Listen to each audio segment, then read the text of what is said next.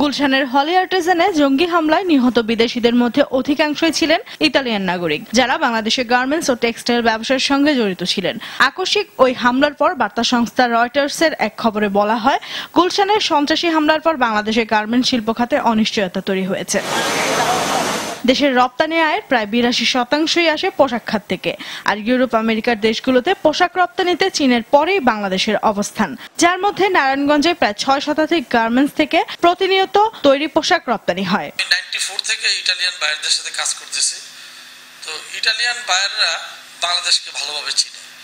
Italian বায়ারদের সাথে হলি আর্টিজানের পরে আমার অনেকবার ইটালিয়ান বায়ারদের সাথে আমাদের ডাইরেক্টলি গুলশানে আমার কথা হয়েছে, প্লাস আমি ওদের সাথে টেলিফোনে কথা বলছি।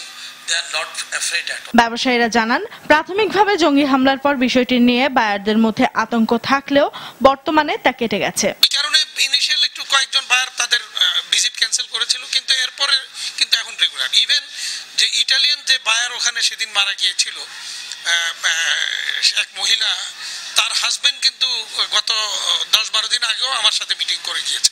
সংশ্লিষ্টদের মতে, অন্যান্য দেশের তুলনায় এদেশে ব্যবসার পরিবেশ ভালো থাকায় বিদেশি রপ্তানিকারকরা এখনো এখানে ব্যবসা চালিয়ে যেতে আগ্রহী। এই কারখানাতে কিন্তু যে সমস্ত ফ্যাক্টরিগুলা, যে সমস্ত বায়াররা হ্যান্ডলিং করতো, তারা কিন্তু ঠিকই আসতেছে।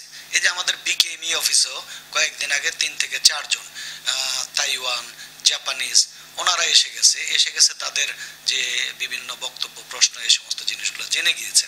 পাশাপাশি দেশের বস্ত্র শিল্পে অনুকূল পরিবেশ বজায় রাখতে সরকারকে আরো উদ্যোগী হওয়ার আহ্বান জানান শ্রমিক নেতারা। সরকারকে এমন একটি নির্ভয় নিরাপদ পরিস্থিতি করতে হবে, এটা গার্মেন্টস শিল্পের দেশের সাথে যে কোনো বিদেশি নাগরিক বাংলাদেশে এসে তারা নির্ভয়ে নিরাপত্তামূলকভাবে তারা আমাদের দেশে কাজ করতে পারে। অন্যদিকে নারায়ণগঞ্জে বিদেশি বায়ারদের নিরাপত্তা আরো জোরালোর পদক্ষেপ নেওয়ার কথা জানান স্থানীয় পুলিশ সুপার। বিদেশি নাগরিক যারা আছেন তাদের নিরাপত্তার জন্য বিশেষ কিছু ব্যবস্থাপনা আমরা গ্রহণ করেছি।